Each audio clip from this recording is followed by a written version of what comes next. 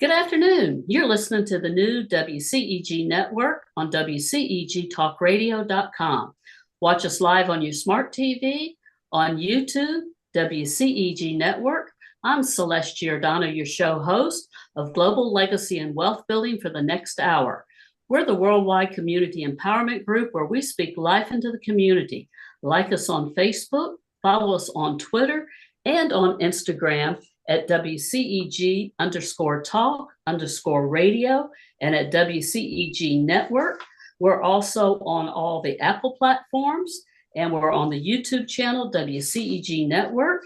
And last but not least, our disclaimer: the topics and opinions are those of the show host and guest and not WCEG Network. Thank you for your continued support. And welcome, ladies, and happy International Women's Month to each and every one of you. How are you today? Great. Thanks so much. I am so excited to host you ladies here today. But before we get started, I want to give a big shout out to Penny Rogers and WCEG Network and wish Penny a happy International Women's Month as well. Penny, you're a trailblazer, and we appreciate you and the WCEG Network and board for the opportunities to serve the communities internationally, worldwide, bringing wonderful guests like the guests we have today and the many other guests with the other shows. Penny, you are doing a phenomenal job, and you are such a trailblazer, and our hearts love your heart, and thank you for this opportunity to serve the community. So thank you, Penny. Okay, I wanted to get that out to Miss Penny. She's an amazing lady, and all of you are amazing.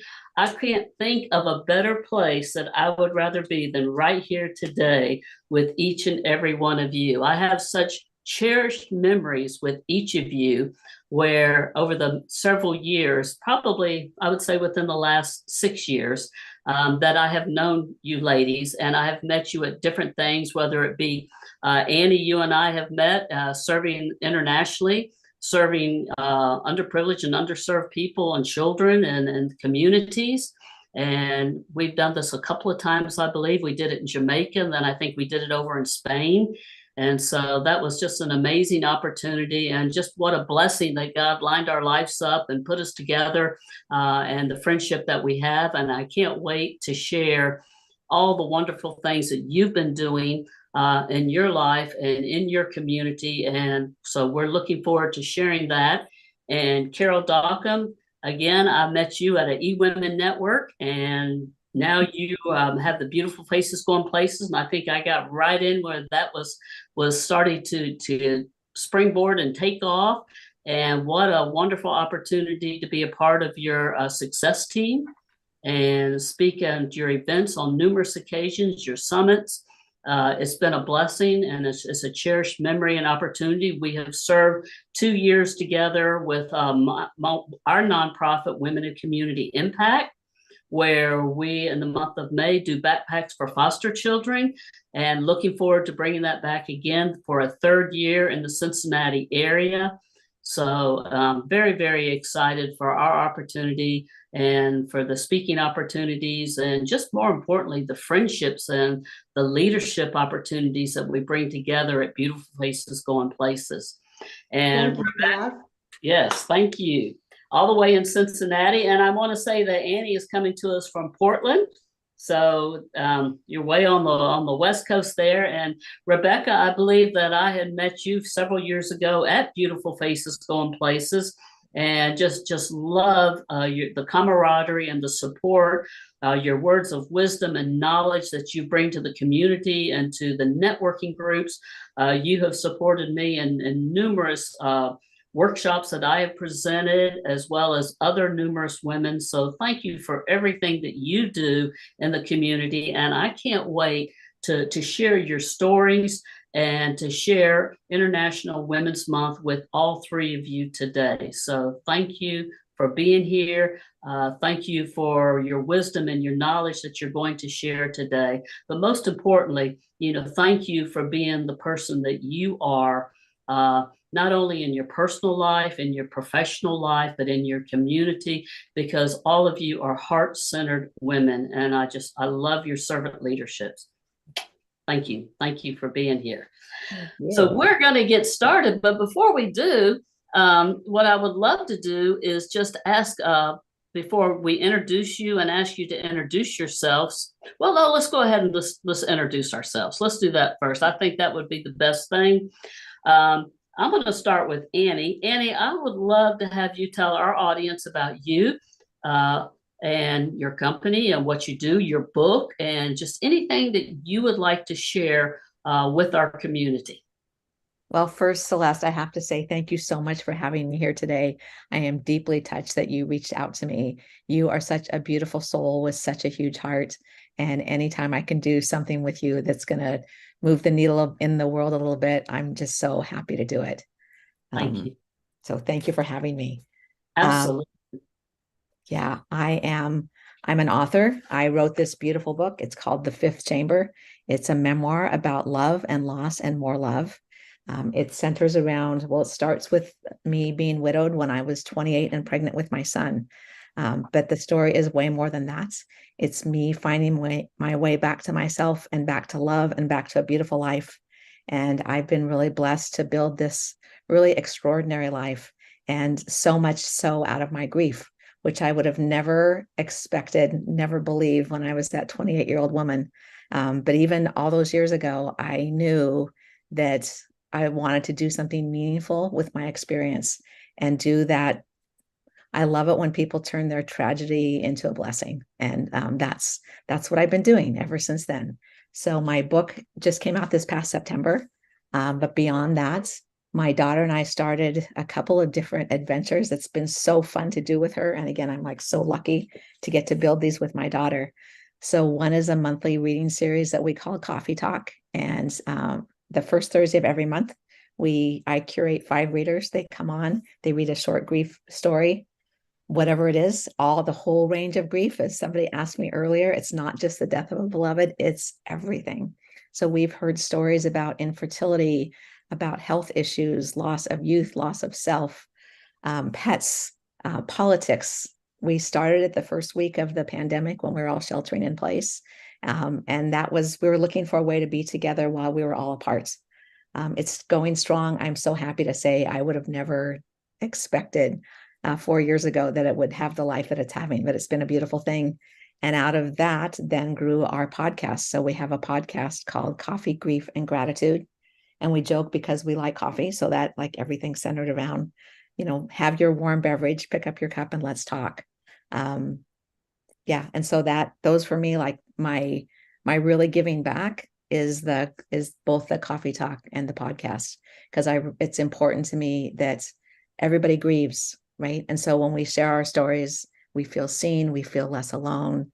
I'm so here for giving grief a microphone and helping people increase their grief literacy, because so often it is something that is not talked about. People are afraid to talk about it. And I'm the opposite. I mean, I had a horrific experience, and I learned so much about myself and about life through that. And I just want to support other people in being less afraid to talk about their grief. Absolutely, Annie. And I can't wait for us to dive into some questions about that. I know that in our chat, we have all of our guests' information for our audience and listeners. But could you go ahead and tell our audience and listeners where they can find you on any social media for attending Coffee and Grief or a podcast? Thank you for asking that. Yes. So you can always come to the Coffee Talks, are the first Thursday of every month.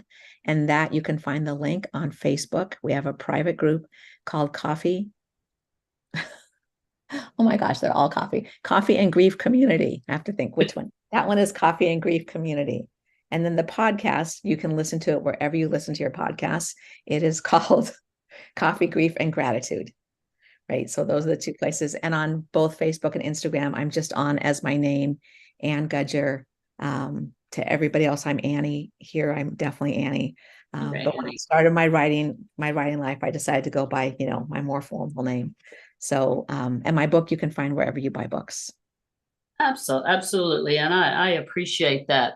And I'll tell you what, we're going to go ahead. Well, Rebecca, tell us a little bit about you, if you would, please. Sure. Hi. My name is Rebecca Victor, and I've been doing transformational coaching with people for roughly 30 years now. And really, from the focus, most of the work that I do really takes individuals internally inside. And how is it that we can live what I call from the inside out? Oftentimes, the focus is on trying to massage and manipulate ourselves by matching what's happening outside of us, whether what we're matching is meaningful to us or not. And then we end up as miserable as they were when we started. So it's how do we just pay attention to what's happening inside and learn how to live from that space and to honor that and bring more authenticity into the life that we live and learning to trust that in ourselves. So that's a big chunk of what I do, Celeste. All right. Go ahead.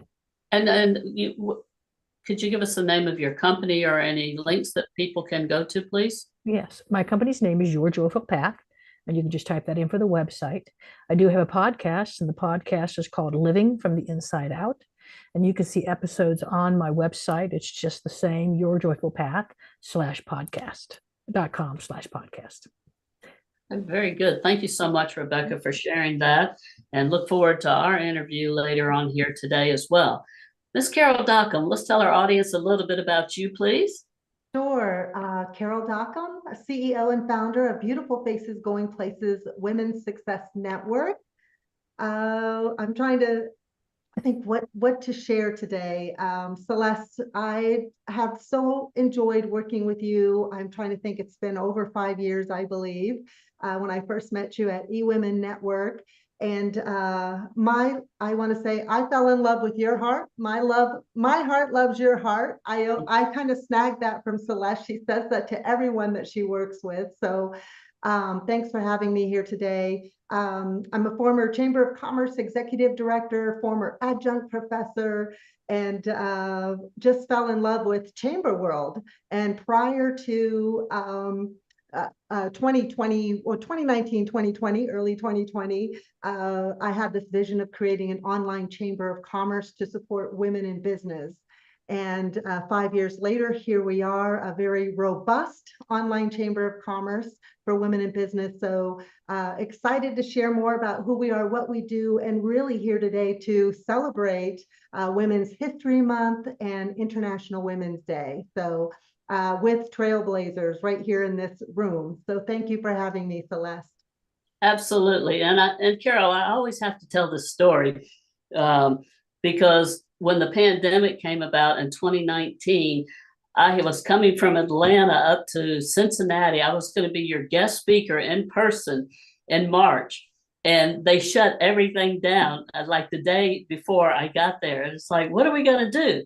And Carol says, oh, we're just going to go online. It's like, what do you mean online? I've never done anything like that online. And that was my first experience of doing an in-person presentation was for you and Beautiful Faces Going Places. And I'll never forget that. And then, I was a nervous wreck to do that. But then now it's like, hey, I love every bit of it. And we've all come a long ways. But I have to always share that story because I was like all prepared. I had all my stuff. And it's like, oh, they shut everything down. We can't go in person. What do you mean? I know. You know what? I recall that telephone conversation that we had when you called me and said, Carol, what are we going to do? Everything is shut down. And I said, don't worry, we'll just go online. And you said, well, how do we do that? And I said, well, I don't know. I don't know either, but we'll figure it out. And we did. And then how could we go without having Zoom meetings anymore, right? I mean, we learned to be very experts in Zoom. But yes, what a great story, and you're doing a great job, Carol. And I look forward to us talking a little bit later in the show as well. And but what I want to start out with is because it is International Women's Month, and I believe the theme for this month for International Women's 2024 is Invest in Women, Accelerate Progress. And I would just like a little short snippet from you, and I'll start with Annie first. What is International Women's Month today? What does it mean to you, or serving? Anything that you would like to share to add to International Women's Month? It's such a good question. And really what it means to me is I'm so grateful to have been born at the time that I was born and to be able to stand on the shoulders of so many amazing women who have done beautiful things, who've blazed trails and opened doors and broken ceilings in ways that we hadn't seen in prior generations. And so for me, I am one of three daughters. I always heard from my mom like that we could do anything. And I'll always be grateful for that. I have a daughter. That's the same that I've always attempted to pass on to her, because I just think that that lineage is really important, like within my own family, but also in the greater world. It's really where the women I've modeled most are ones who are servant leaders. And that is what I'm always doing in the world. And I'm grateful that so many people have done so much before me, and I'm excited about what's going to come after me.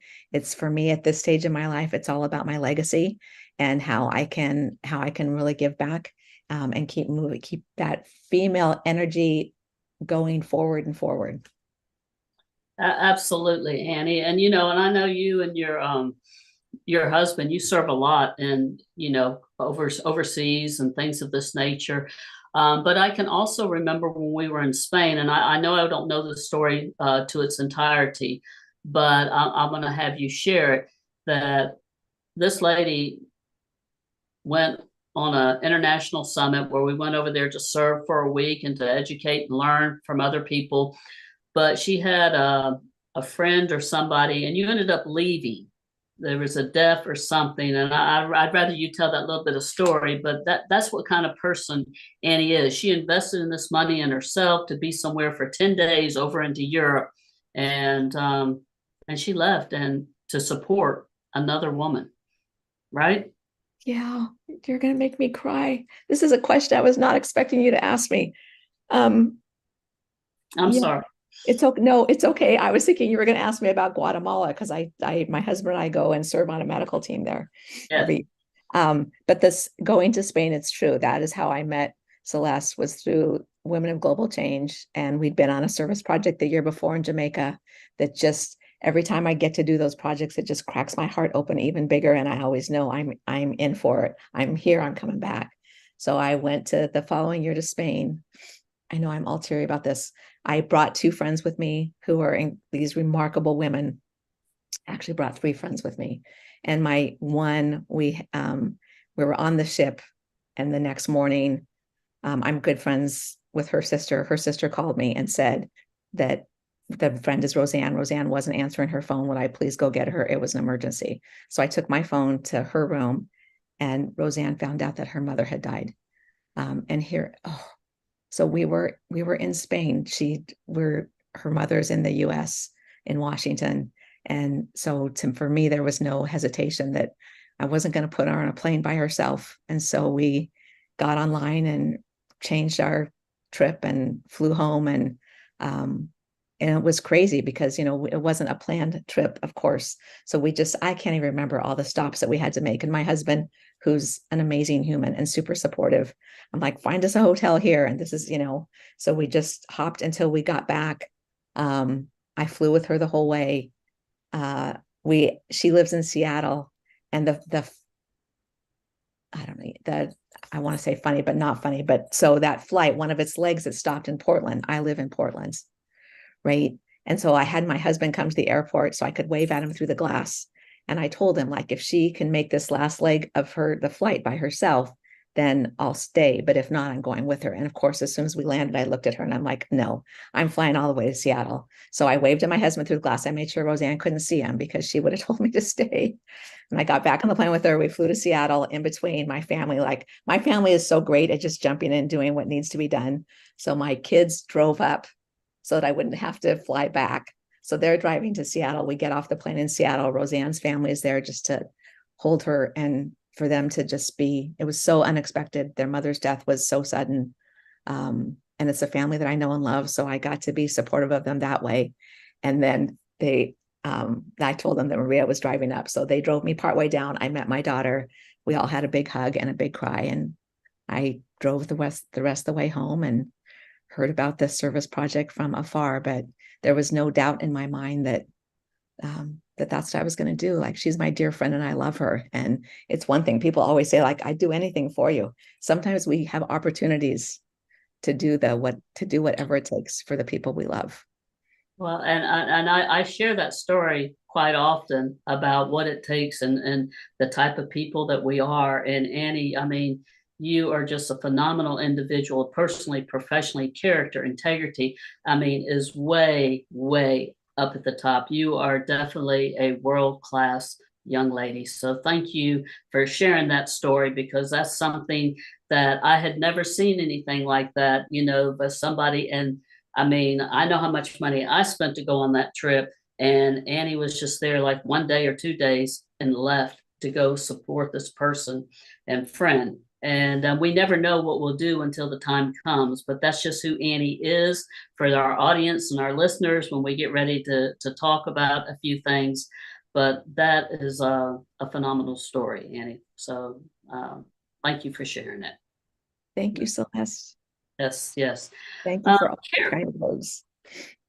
Carol, what does International Women's Month and Day mean to you, especially invest in women and accelerate progress? You know what, for me, I always refer back or think about having had the opportunity to live abroad internationally in Madrid, London, Moscow, Rome, traveling in the world, meeting women from other cultures and just vast, diverse backgrounds. For me, International Women's Day is really celebrating the women that inspire us in our personal lives, in our business lives. And in terms of the Women's History Month, I really, I value the stories of women in history because they have paved the way for the rest of us, right? I keep thinking about the glass ceilings, and as a Chamber of Commerce executive director, I experienced that glass ceiling myself, you know, which is why I created and launched my own company, my own online Chamber of Commerce for women in business. But I just think about, you know, the women ahead of us that have paved the way for the rest of us, whether it's in, you know, leadership positions, political positions. Think about all of the different types of careers, from voting to, you know, professorships in science and mathematics. It's amazing to think where we have come from, right? And we still have a ways to go. I truly do believe that as well.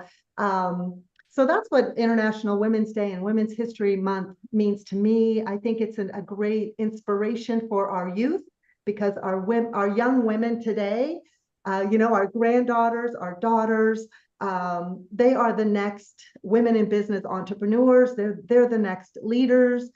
They're our next visionaries. So I think, you know, this month in particular, Women's History Month is just a great reminder to inspire our up and coming next women global leaders. Absolutely. Thank you so much for sharing that, Carol. Miss Rebecca. Yes. So invest in women, accelerate progress. What does International Women's Month mean to you? I think my experience just with women from around the world, a lot has been really those women who've come here to the United States with their families. I've been heavily involved in English as second language and working with children in a variety of different age groups, along with their parents. And I've always been very, very impressed with the ability for these women to work with their children, to assist them, to help this traumatic shift, because it is a huge shift to come from many of these countries that they've come from, to come and rear their children, bring a sense of vitality from the home that they came from.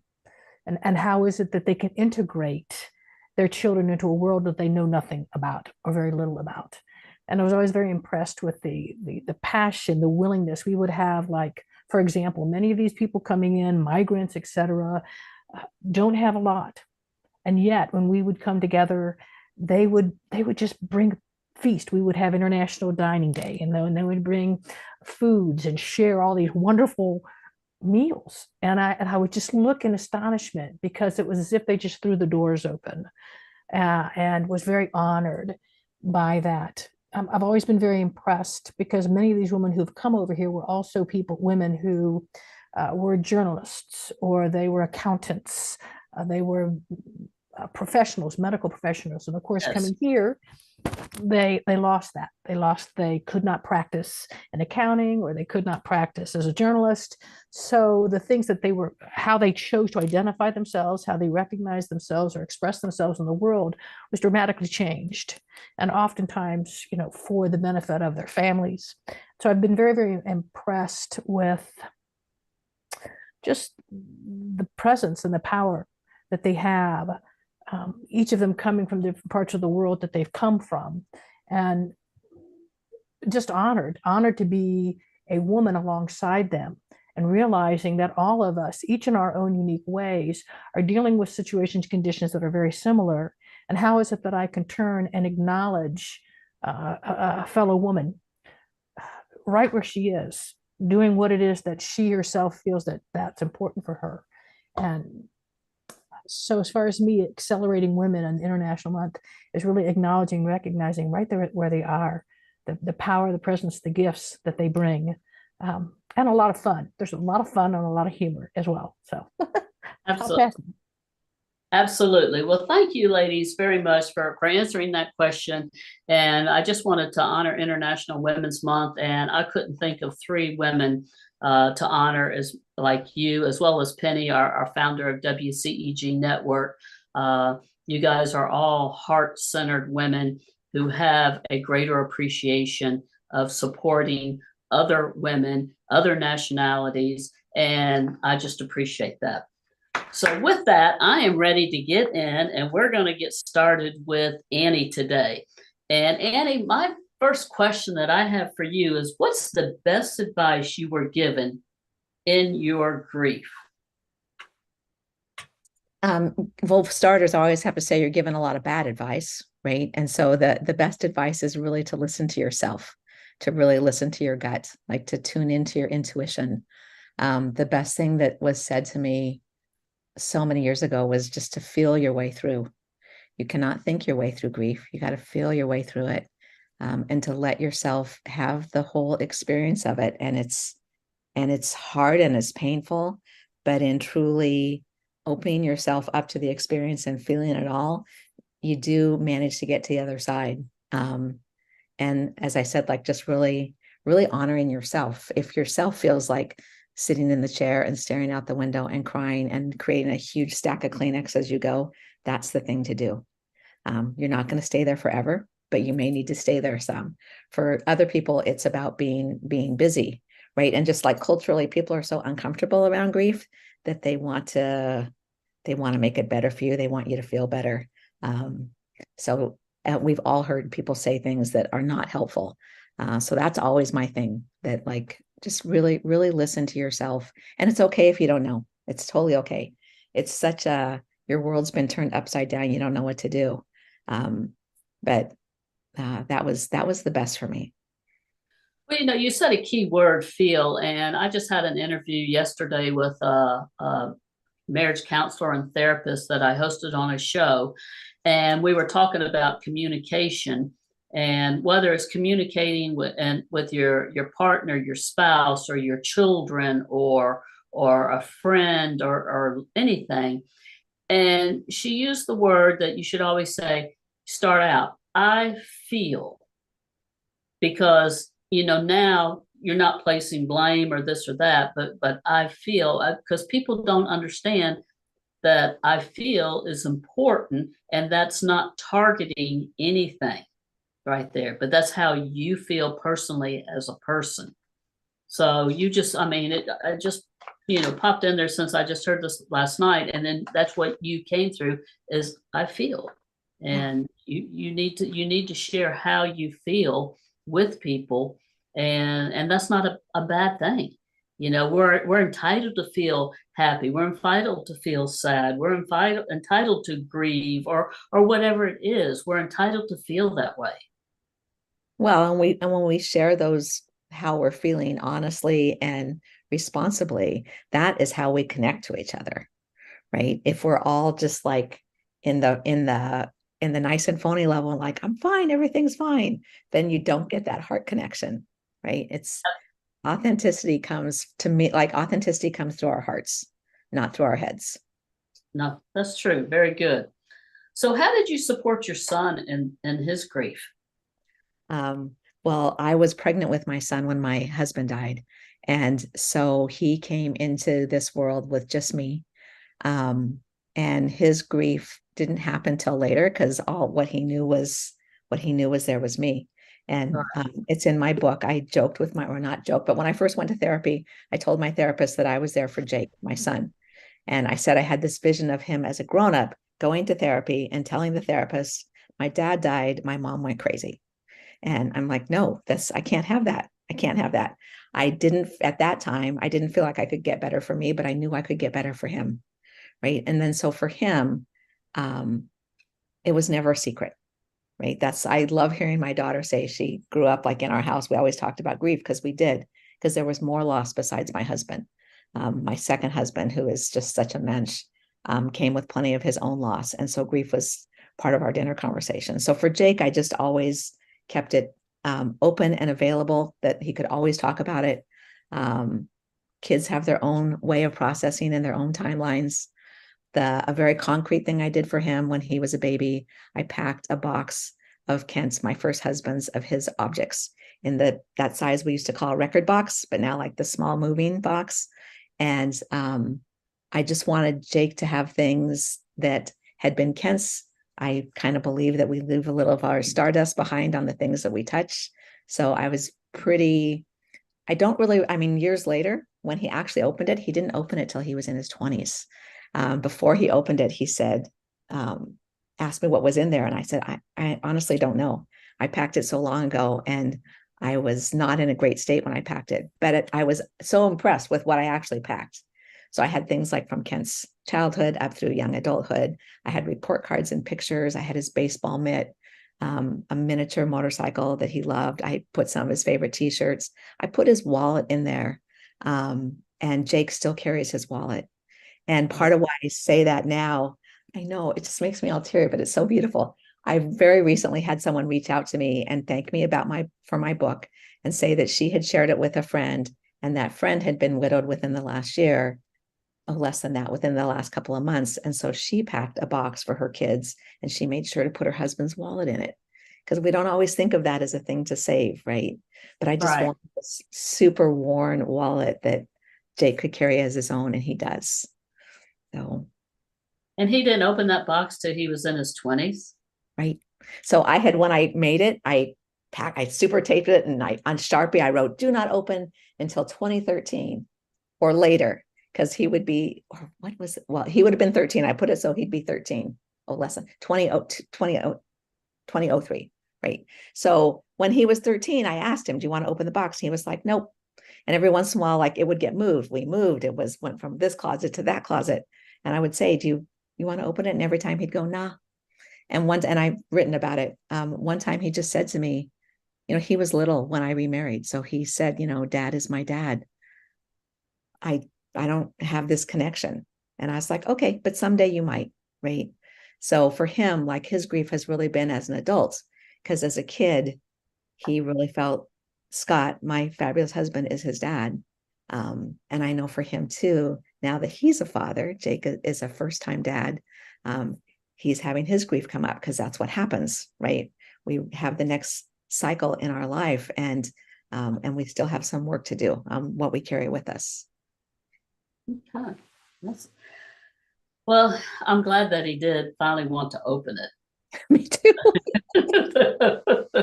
And and I know that your husband today, which is he calls his dad as well, but to be able to do something like that, to think long term back then, because sometimes we don't think of those things, and so I just think that's an amazing thing of what you've done for him. And you offered him to open it up at several opportunities, and he chose not to, but there does always come a time that they will want to open that. So I'm glad that he did, and he carries that wallet. What a story.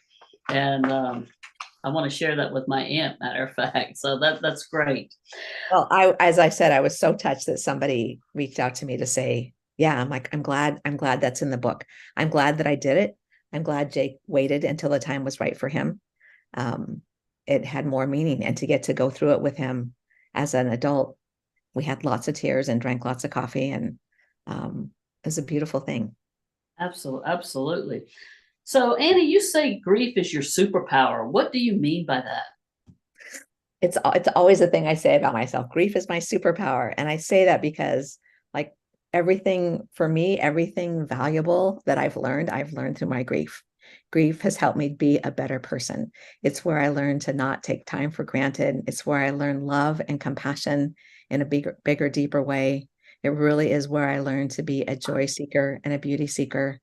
And it's something I'm very comfortable with. I mean, it's still hard when I have fresh grief. It's still hard, right? I have very fresh current grief right now with my mom having dementia.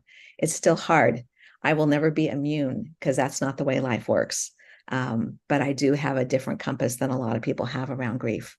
And that's why I don't know what my life would look like had I not been widowed so young. But what I do know is that I have been blessed to live this extraordinary life. And I give a lot of that credit to what I went through and how hard I worked my way through it. Well, we're always I always say we're put on this earth. And we're here to serve other people. And, and now your message is you're out serving other people with this grief, because some people don't know how to deal with grief. I mean, it can be a terrible thing. And Rebecca, I'm sure, with what you deal with dealing with people. And, I have a client that's a counselor and stuff like that, marriage counselor, and a therapist for children and stuff.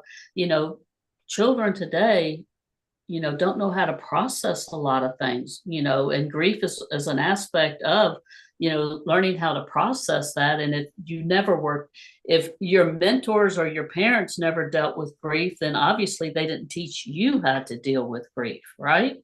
Absolutely. So it's a learned skill set that we have to learn how to deal with it. And everybody is different. Everybody's going to process it differently. Some people, grief can be, you can be happy, and that doesn't mean that you're not grieving. You can be happy, that, in that grief. Is that true, Annie? I mean, I think it's so true. It's one of the things. It's so funny. I wrote it someplace, and then somebody made a little meme for me, and I'm like, oh, that's cool. That grief for me is sorrow and joy holding hands, because it's not, we think of grief and we think of the hard parts and the sadness and the despondency and the crying, and that's all part of it too.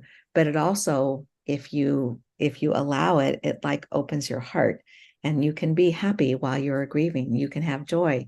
You can be joyful, and then in another moment you could be on the carpet crying, right? It is not a linear experience. One of my little soapboxes is, that those 5 stages of grief that people talked about for so long. Mm-hmm. That's not how it works. Grief is not linear. You go forward, up and down, and backwards and sideways, and all the things. For me, I finally landed on that. The way I describe grief is in the before and the after. Like, what was life like before? What's it like after? And that is something everyone can relate to, as opposed to the 5 stages where we feel like we moved out of 1, we should be in 2, and now we're going to go to 3. And anybody who's grieved just knows it doesn't work that way. And, I appreciate that we had that language for so long, because it was the beginning of grief language. But there's so much more. It's so much more than that. Well, and you talked about your mother having dementia, and my dad had dementia, and he lived in South Carolina, and he went through this dementia and Parkinson and things of this nature. But probably the last 2, if not maybe 2.5 to 3 years, every month I made a special trip to go see him and have lunch with him when he was doing that, because I knew there was going to be a time that he wouldn't remember us. And then when I was talking to you before we went on the show, we're talking about grief and do people grieve with pets and this or that. When it did come time for my dad when he passed, I didn't have any tears. I was happy because I made it a point to plan that time to go spend with him every month. And we had cherished memories of going to lunch every day and doing things. And so that was important to me. And so when he passed, I knew that I did my level best to make his life easier and to create memories that were good, happy, joyful memories, and that he was in a better place and he wasn't dealing with this dementia, because that's a horrible thing to watch people go through. And so again, my grief was a happiness. It wasn't as sad because I was thankful that I had those special times right there. I mean, I was sad that he left, but I was glad that he wasn't suffering. Yeah. Well, and you created those memories for yourself and for him. Yes. Right? Which that's a beautiful thing. That's a thing that people listening can learn from you and do for themselves and for their loved ones, because too often people get afraid and so they pull back, when really the best thing we can do is lean in. Lean in. Very good. So how has podcasting changed you and what have you learned? Oh my gosh, I love podcasting, first, I'll have to say. And I get to do it. I get to do it with my beautiful, remarkable daughter. And so that just brings a level of connection already that's that's very natural for us. And I can still be surprised when people say, "Oh, it's so cool you do it together." I'm like, yeah, we work really well together. And it gives us a focus. We're both very outward focused, and it gives us a way to be doing that together to bring more grief words to the world. It's really, I've learned so much. Like we've said from the start, and it's part of our intro, like we don't have answers. We mostly have questions, and we're just here to have the conversation. And we're here to offer a little bit of hope to people who are in the early stages of grief. I've always been a good listener. It's made me an even better listener. It's really helped me. It's just helped me see people's humanity even deeper and wider than I did before, because we all have stories, right? And I'm a firm believer. I'm a writer. I've always been a writer. But even if I weren't, I would say, like, we connect through stories. We connect through our narratives. And, when people feel isolated, they think they're the only one, right? But when they share their story, they find out that their story has commonalities with other people's. And it's been the beauty to me of podcasting, is having that one-on-one conversations with people, but then having people respond to them when they're out in the world, and to have strangers, send messages that a particular one really touched them. They learned something. They listened to one several times. That just means I have a happy heart over that, because that's why we're doing it. We're doing it. It's our contribution to humanity, like these honest, deep, sometimes difficult, but always beautiful conversations around grief. And people's willingness to come on and talk to us openly is such a beautiful thing. Absolutely, Annie. Before I move on to our next guest, would you tell our audience the name of your book, and again about your podcast and your Coffee and Grief, please? It would be my pleasure. My book is called The Fifth Chamber. It's this beautiful blue shade. It has this gorgeous. Yeah. The art was done by a friend of mine, and the title comes from, I write about it in the book. If your heart had a fifth chamber, what would you put in it? Right? Oh, wow. More love, more grace, more kindness, more of all the beautiful things. Coffee Talk is our monthly reading series. It's the first Thursday of every month. You can find the links on Facebook at our private. You have to join the group. It's called Coffee and Grief Community, because we like coffee. And then the podcast is Coffee, Grief, and Gratitude, because we love those three things together. So Thank you so much, Celeste, for asking and for giving me an opportunity to share some of this today. Absolutely. And thank you for sharing your heart and your story, Annie. It's just an amazing story. And for our audience and listeners, I want to make sure that you go and you can get that book on Amazon, I believe. Is that correct? And so just want to get that book. Annie is a phenomenal individual, and I would suggest that you maybe get in her Coffee and Grief group right there and join in with her, because she will take all the time that you need to help you along the way, and what an expert and heart-centered leadership person that she is. So Annie, thank you so, so much.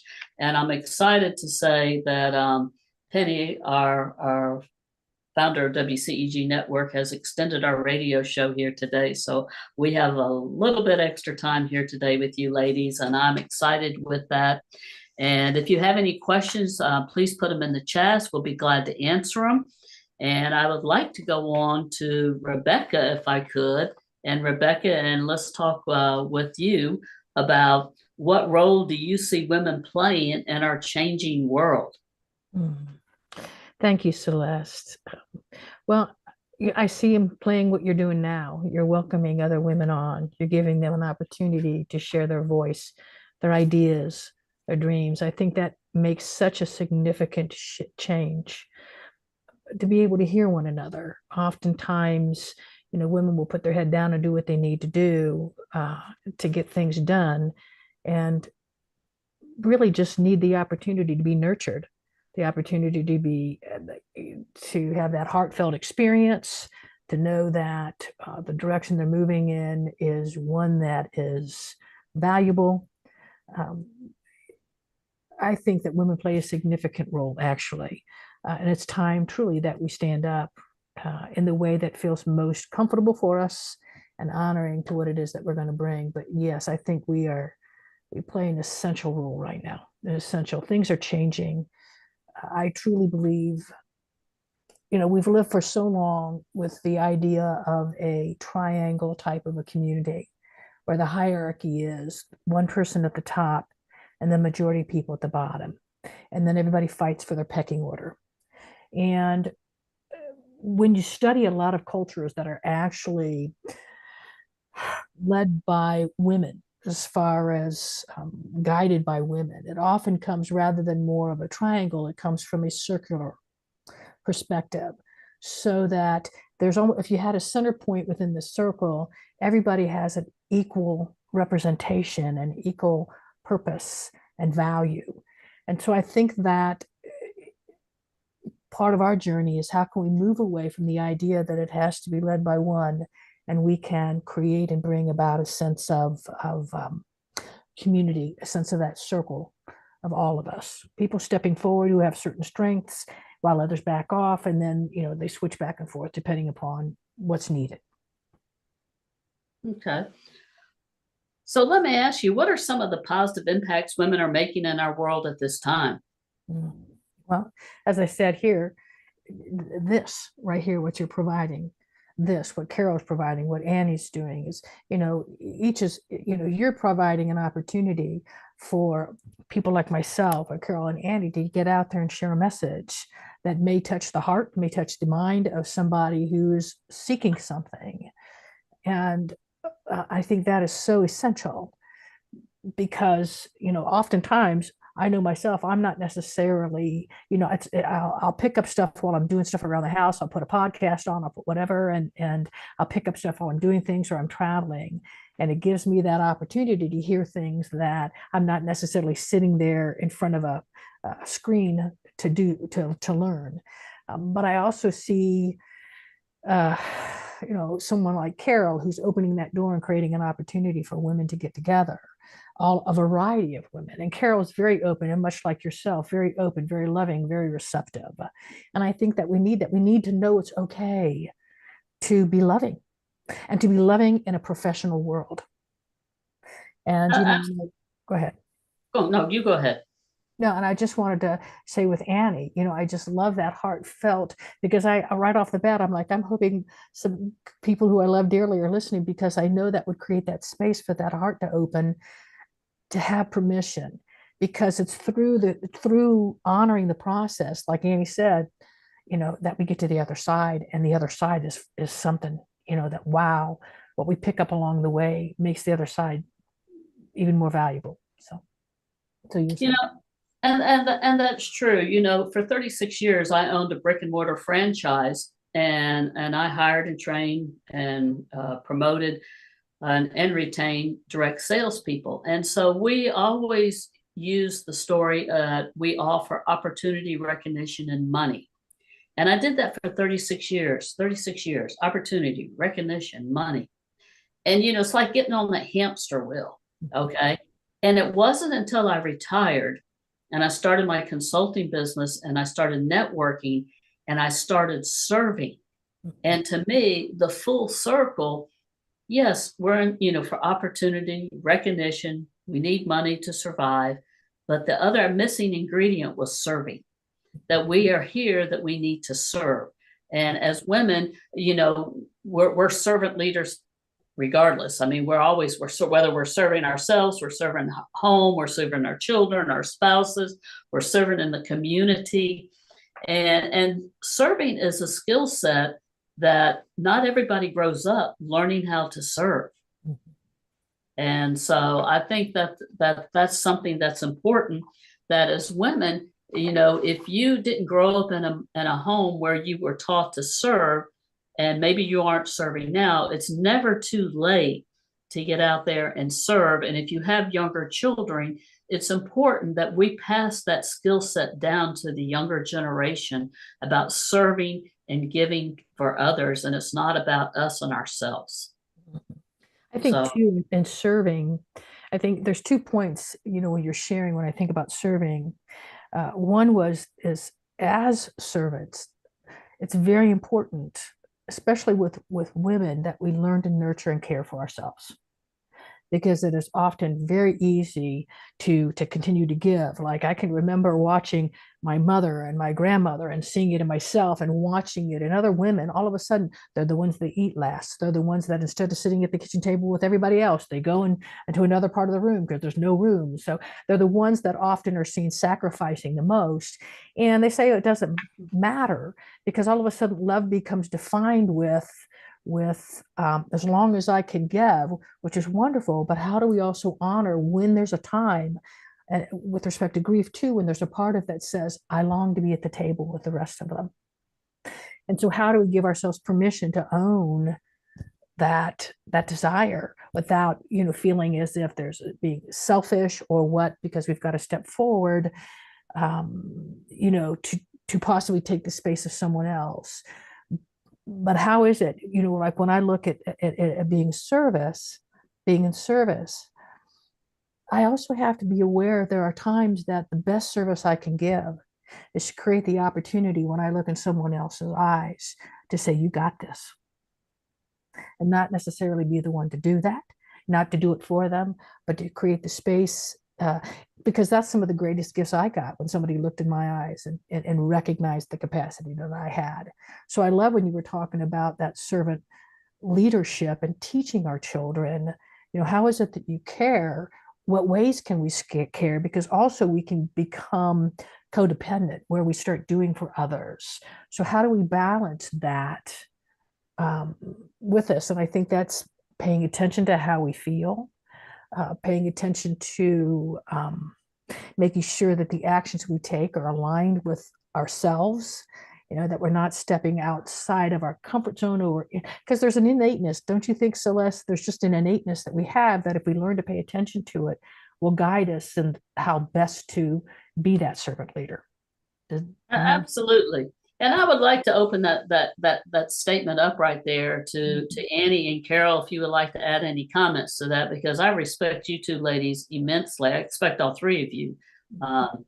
But, about servant leadership on that as women, and anybody would like to chime in? I just keep thinking about Rebecca, when you talked about, we as women, many of us have a tendency to just serve and do and overdo until sometimes the point of exhaustion. And we forget or neglect to take care of ourselves, because we're putting everyone else's cares and concerns before our own, right? And I know that can lead to other, burnout or, just exhaustion, right? And I think in today's day and age, I think it was prevalent even 20 years ago, that I think about when women started really entering the workforce. and then we led to dual income families, and your women are working full-time mothers, working, balancing everything, schedules, kid schedules, and that just leads to burnout. So I just love that you talked about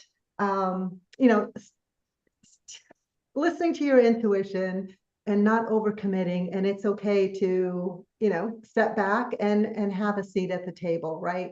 Because we are servant leaders, we are heart-centered, we just love our family, our friends, our co-workers, and we give, but there's a certain point where we need to figure out that work-life balance, right? Mm-hmm. Otherwise it leads to burnout and exhaustion, and as you mentioned, codependency. Absolutely. Annie, is there anything you would like to add? I just want to say what you said is so important, that we teach our youngers to be outward focused, to be servant leaders. My kids, from the time they were young, we went on service projects, and it can be as simple as, it doesn't have to be extravagant. You don't have to go to Spain or Jamaica or Guatemala, which I love doing that, but can also be very simple. We talked about with them from the time they're small. Sometimes the way you're contributing is just smiling at a stranger, right? It doesn't, but it's that mindset. And I think it's really important that it's something we instill in our children starting from a young age. And as I said, it doesn't have to be monumental. I was in a breakout room recently where there was this woman in her 20s, delightful, and she was like, I want to do the things, I want to serve, but I don't have the money or the time. And so I was like, oh, what did I used to tell the kids? Smile at a stranger, right? Have that awareness that so one of my things is that I serve every day for myself and for others. And sometimes it is literally as simple as, I am lucky to live along the river and there's this beautiful walking path, and I do pick up garbage, right? Because I don't want it to end up in the river. So it can be that simple. It can also be huge and monumental. There are so many ways to move the needle, but I really do believe it is a mindset. It's a way of looking at the world. And I'm all for it, and I want our youngers to do it. Absolutely. So Rebecca, how does the practice of living from the inside out support a woman in living a more powerful and successful life? Thanks, Les. I think that when a woman lives from the inside out, first and foremost, her focus is to pay attention inwardly to that internal guidance, whatever people want to call it, however they want to identify it. I think there's a wisdom that lies at the heart of each one of us. And it's to learn to pay attention to that, to listen to it, so that when we do, at least I can speak for myself and those that I've worked with, is that when I do that, I've had to learn to work through personal doubt, because that came along with self-worth. Do I have the right to offer this or move in this direction? So there's that question when I start to trust my own internal guidance. But when I start to understand my own internal guidance and follow it, then what I bring is my piece to the world. It is mine to give, to uplift, that no one else can bring, because if I don't bring it, it's not coming from anybody else. And it matters, and it makes a difference in the world. And I don't know if I'm answering the question, because all of a sudden I'm off and I'm going, okay, what is my question again? What is your question again? So, how the practice of living from the inside out support a woman in living a more powerful and successful life. Yeah. Well, I know what it is to have said yes when I wanted to say no. And I know what it is to say yes when I want to say yes, and no when I want to say no. And that's very empowering, because I can do it respectfully. I can do an honor myself. But when I take care of myself, then I'm available to take care of somebody else. Truly take care of somebody else, and not take care of them because I feel I have to take care of them or have to do it. So the agenda is not to care for that person as much as to fulfill a duty. And there's a different energy. And I've watched people fulfill that energy, Celeste. And I don't know if any of you had, where they serve because they feel they have to. And the person being served knows they're not being seen for who they really are. They're being seen as whatever the issue is. Does that make sense, or the problem? No, it does. And the other thing is that when you're talking about, having boundaries and saying yes is yes and no is no. We talked today about caregivers, having elderly parents and things of this nature. And, you can only do so much, but you have to recharge your own batteries. And sometimes, it might mean you have to take your phone and put it on silent and not take calls from certain people sometimes, because you have to protect yourself of what you've got going on. And that doesn't make you a bad person, and you shouldn't feel guilty about it. Yep, I agree. Yeah. And I don't know if that's a good example, but I mean, but there's just sometimes, people can just drain the daylights out of you, and you have to have those boundaries.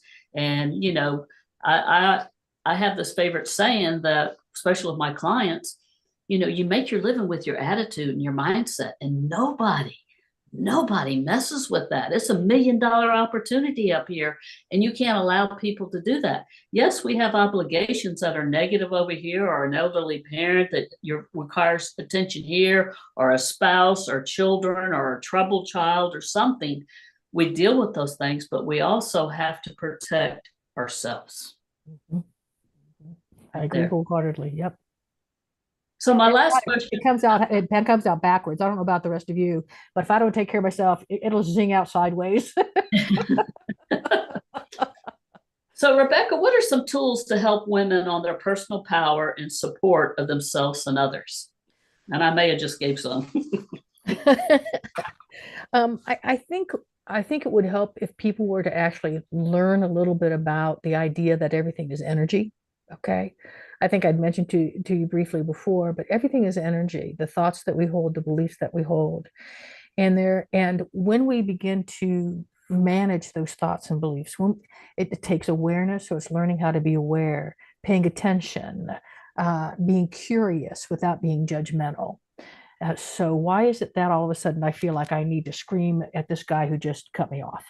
And so part of that process for me is being curious. And that's what I work with. It's made a difference in my life. I've moved from judgment into curiosity, to be open, because my natural propensity is not to do that.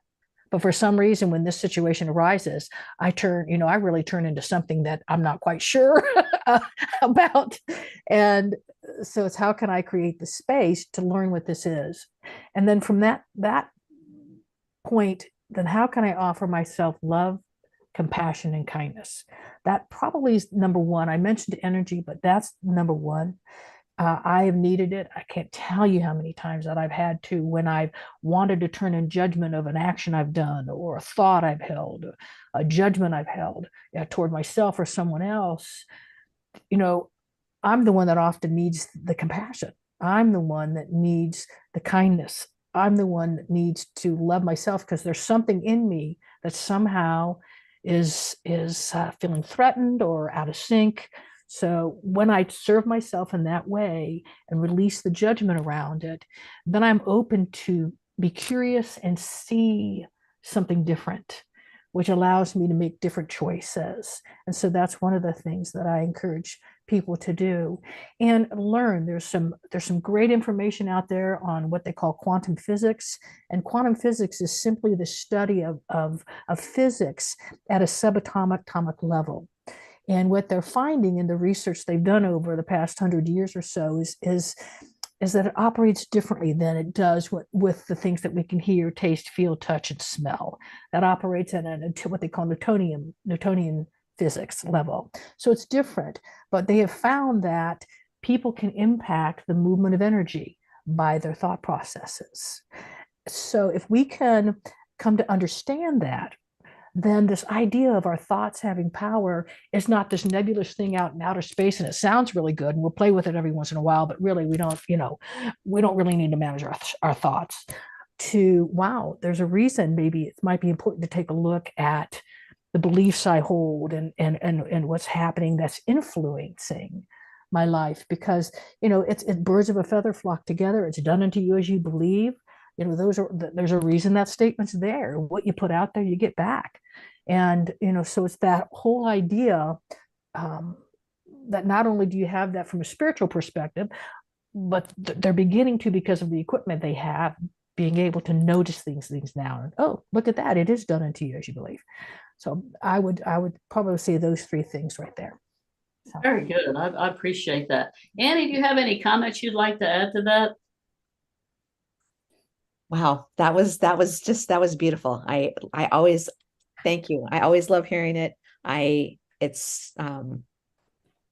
such a believer in to think is to create, right? And it all starts with me.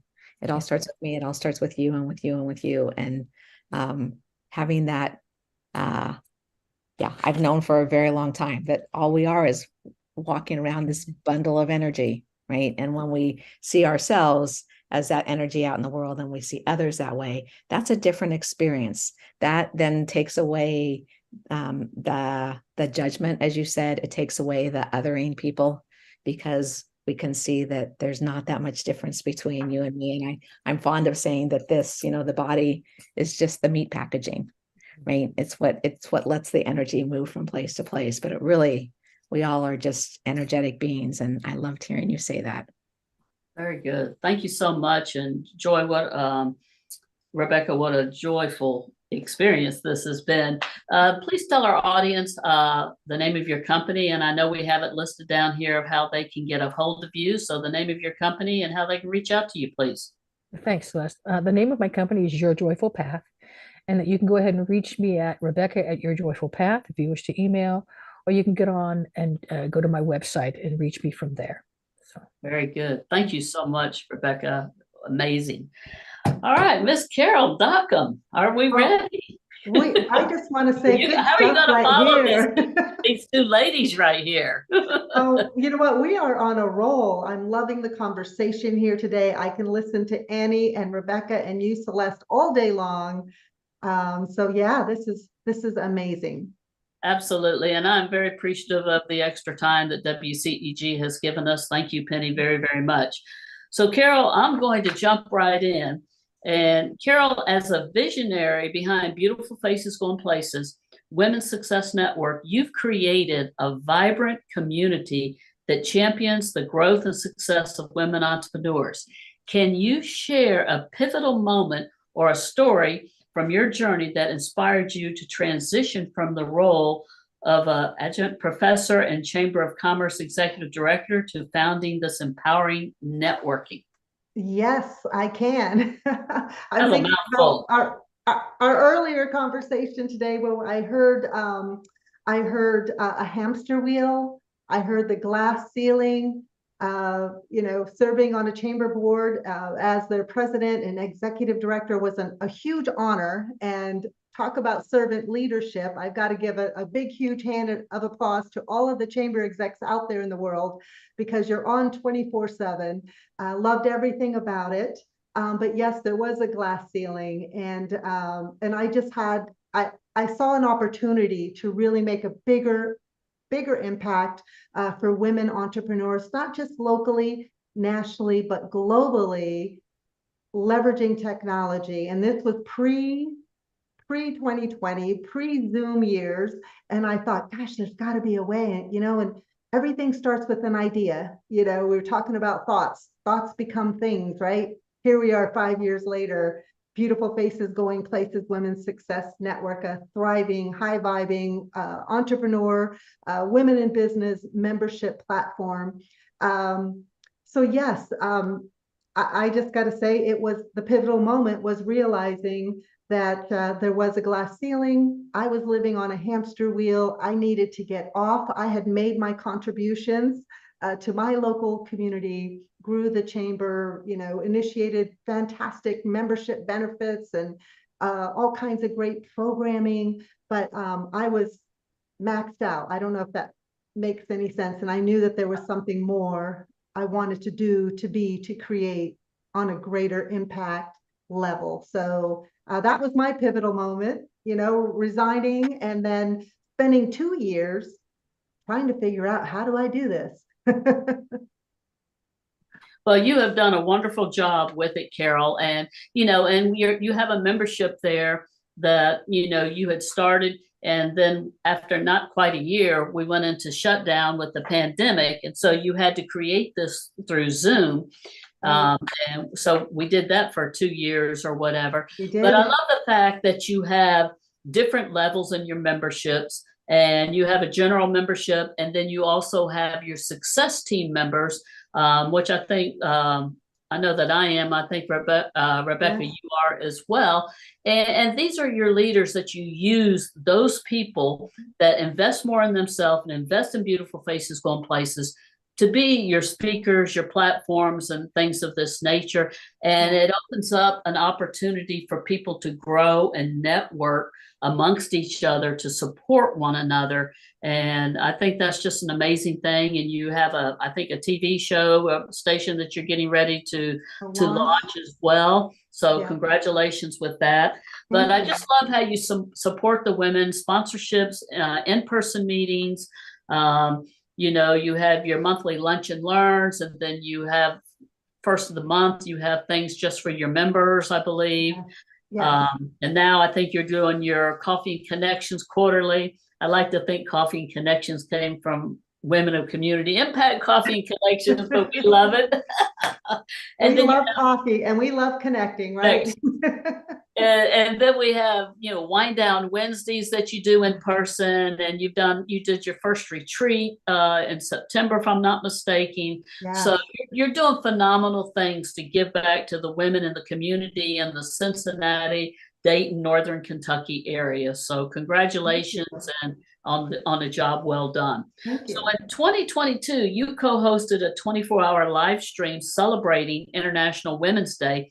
Tell us about that experience and the global impact it had. Well, it was a kind of a crazy idea that my co-host and I had. I think several of us here on this show know the fabulous Angie Snowball Thompson of Living in America, as well as Päivi from Finland. The three of us had a great idea to collaborate on a 24-hour live stream where we would pack 24 hours and highlight women around the globe that were making an impact in their local communities.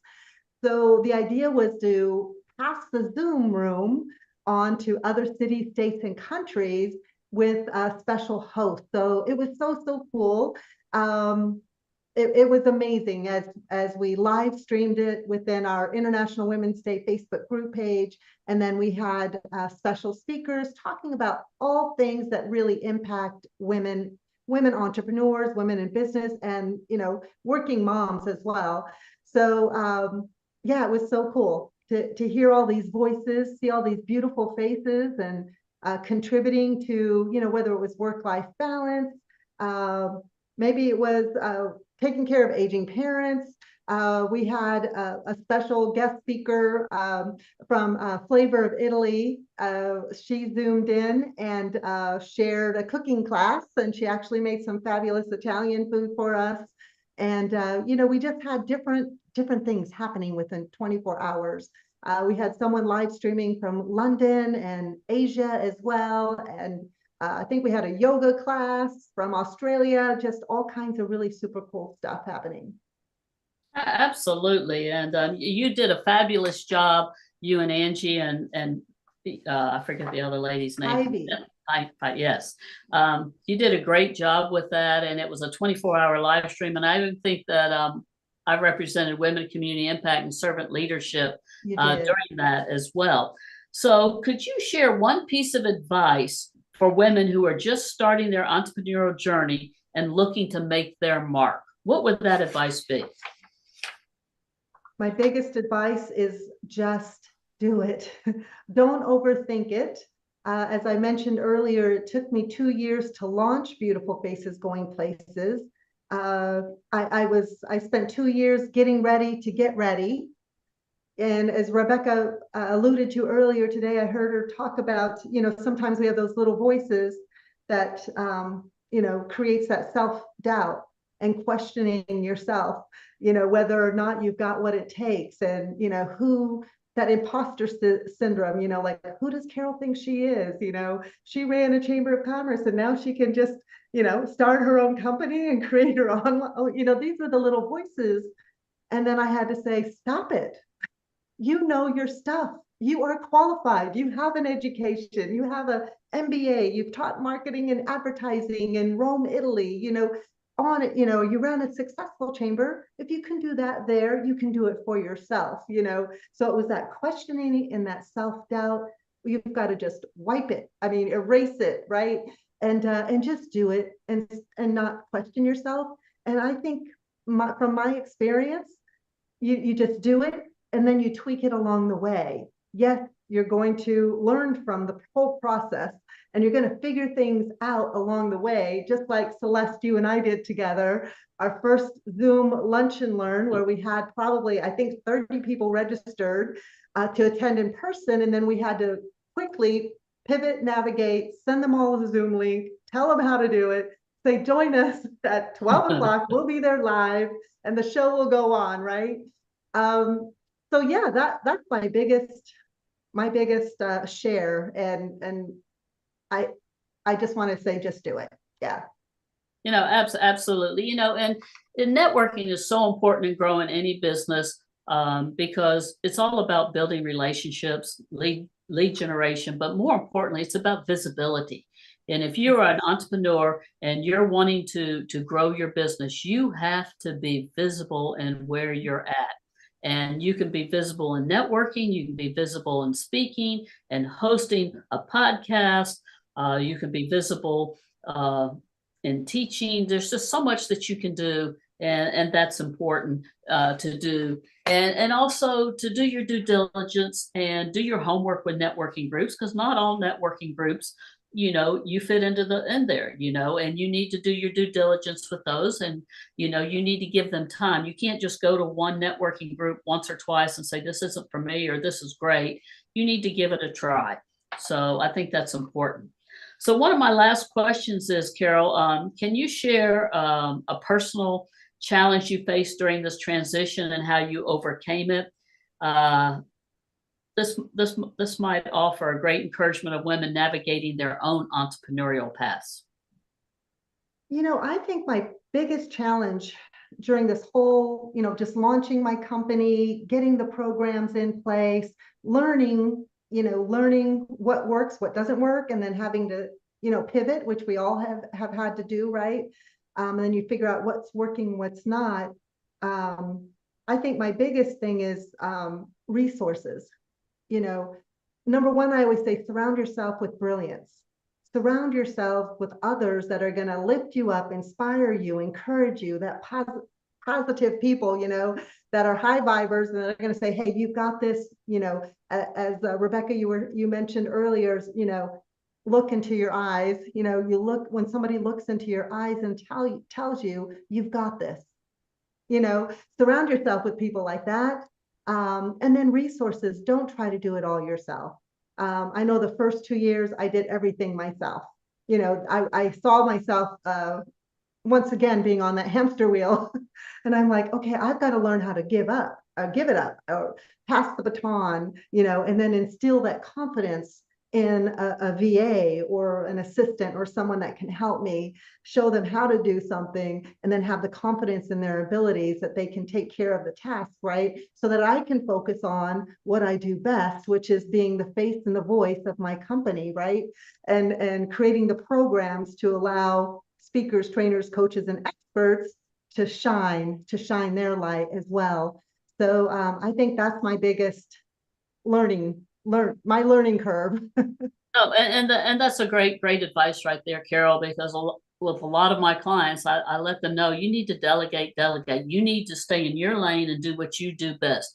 If you're a CPA, you need to stay in your lane and you need to be talking to potential clients and your clients and how they can grow their business and how your services can solve more of their problems for them.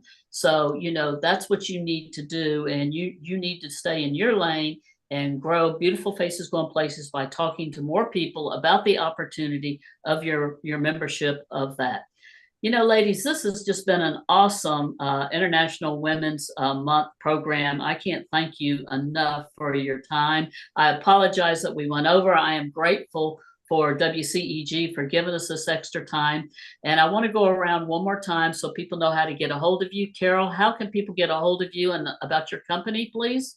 Sure. I always say go straight to beautifulfacesgoingplaces.com. Visit our website. You can check out programs, membership, upcoming events, and also LinkedIn. You can find me on LinkedIn. I love connecting on LinkedIn. Absolutely. And Rebecca, one more time, please. You're on mute. Thanks, Celeste. You can connect with me at yourjoyfulpath.com. You can also connect with me, as Carol said, through LinkedIn or Facebook. Thanks. Very good. Miss Annie? The easiest way is on my website, which is just my name, Anne Gudger, ANNEGUDGER.com. And on my website, there's links to all the many things I'm doing. And show that book one more time, please, Annie. Here it is. There it is. Congratulations on that. Again, I am Celeste Giordano, Master Sales Strategist, Business Mentor, your host here today on Global Legacy and Wealth Building. And I want to wish each and every one of you a wonderful and blessed day and week, and have a wonderful International Month. And remember, you are precious. Take care of yourself. I love you, ladies. Thank you. Thank you, Celeste. Thank you. Penny.